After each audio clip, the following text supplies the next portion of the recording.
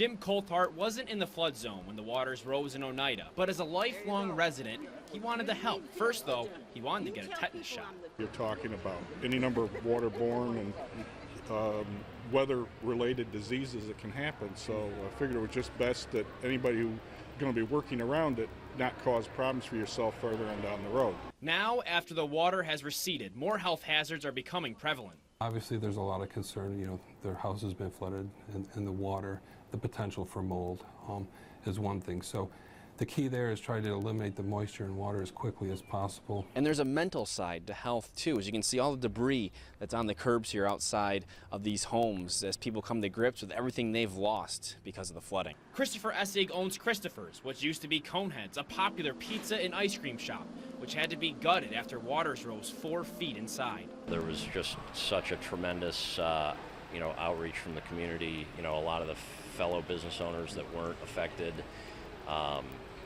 Without them, I don't know how I would have dealt with this. Feist says people like Essig need to be careful as they tax themselves physically and mentally.